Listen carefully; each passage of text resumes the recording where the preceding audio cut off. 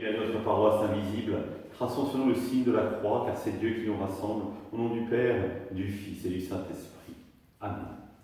Prions pour nos frères et sœurs malades.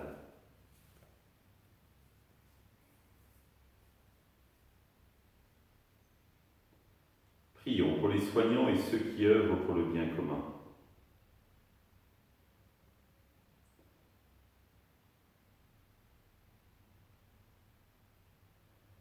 Prions pour ceux qui sont en angoisse, la solitude, que l'Esprit Saint vienne les visiter.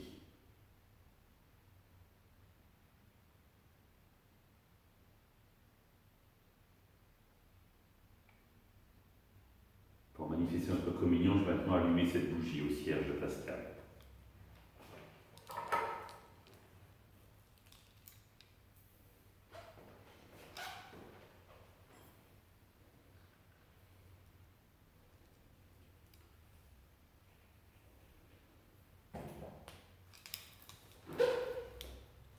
Dans l'évangile de Luc,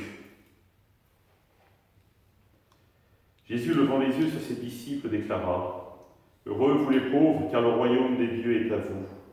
Heureux vous qui avez faim maintenant, car vous serez rassasiés. Heureux vous qui pleurez maintenant, car vous rirez. Heureux êtes-vous quand les hommes vous haïssent et vous excluent, quand ils insultent et rejettent votre nom comme méprisable à cause du Fils de l'homme. Ce jour-là, réjouissez-vous, tressaillez de joie, car alors votre récompense est grande dans le ciel. C'est ainsi en effet que leur père traitait les prophètes. Mais quel malheur pour vous les riches, car vous avez votre consolation. Quel malheur pour vous qui êtes repus maintenant, car vous avez faim, car vous aurez faim. Quel malheur pour vous qui riez maintenant, car vous serez dans le deuil et vous pleurerez. Quel malheur pour vous lorsque tous les hommes disent du bien de vous. C'est ainsi en effet que leur père traitait les faux prophètes. Acclamons la parole de Dieu. Louange à toi, Seigneur Jésus.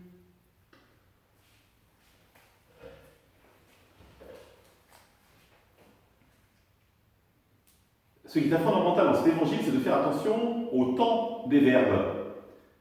Je ne sais pas si vous avez fait attention, mais la première béatitude est au présent.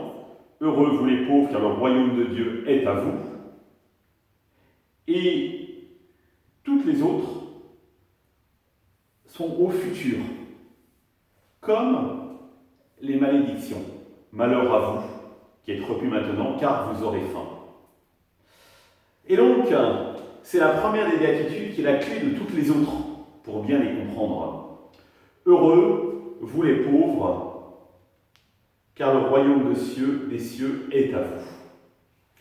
Les pauvres, dans la tradition hébraïque, ce sont les anawim, les pauvres de Dieu. C'est-à-dire ceux qui dépendent en permanence de Dieu et qui ne peuvent pas compter sur leur propre force. Et ce qui est intéressant, c'est de se dire que Dieu est à l'œuvre ici et maintenant, car le royaume de Dieu est à vous. C'est ici parce qu'ils ont la capacité en eux de pouvoir accueillir Dieu ici et maintenant, car tout vient de lui et compte uniquement sur lui, qu'ils vont pouvoir véritablement vivre de Dieu dans le quotidien.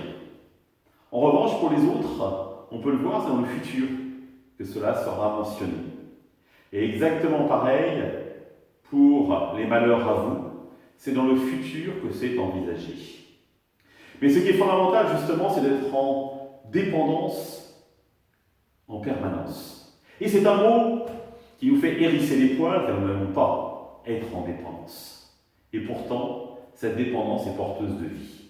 L'exemple souvent que je donne, ce sont au jour du mariage, où le marié dit à la mariée : « Je te reçois comme époux et je me donne à toi », ou « Je te reçois comme épouse et je me donne à toi ». Ce qui est extraordinaire, justement, c'est le verbe recevoir qui vient en premier. C'est-à-dire accepter l'autre au cœur de sa vie. Mais ce que je dis souvent, pour accepter l'autre au cœur de sa vie, il faut laisser de la place dans son cœur. Parce qu'autrement, l'autre ne pourra vraiment pas y entrer.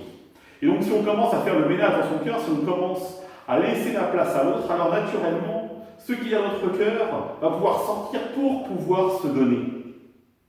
Et véritablement, l'amour va pouvoir naître. Un amour reçu qui nous précède. Et avec Dieu, c'est exactement pareil. C'est-à-dire Dieu veut nous donner son amour, et si nous ne sommes pas en état, finalement, de le recevoir, alors véritablement, nous ne pourrons pas nous donner. Et nous ne pourrons pas vivre le royaume de Dieu ici et maintenant.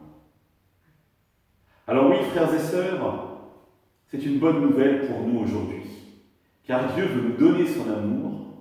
Une question demeure pour nous: sommes-nous prêts à faire le ménage pour l'accueillir et à devenir ces Anawim, ces pauvres de Dieu, ces mendiants de Dieu, conscients que tout vient de lui et tout va à lui. Ensemble, nous le prions. Notre Père, qui es aux cieux, que ton nom soit sanctifié, que ton règne vienne, que ta volonté soit faite sur la terre comme au ciel. Donne-nous aujourd'hui notre pain de ce jour. Pardonne-nous nos offenses, comme nous pardonnons aussi à ceux qui nous ont offensés. Et ne nous laisse pas entrer en tentation, mais délivre-nous du mal. Amen. Et que le Seigneur nous bénisse, nous accompagne notre journée, nous garde dans la paix. Au nom du Père, du Fils et du Saint-Esprit. Amen. À demain.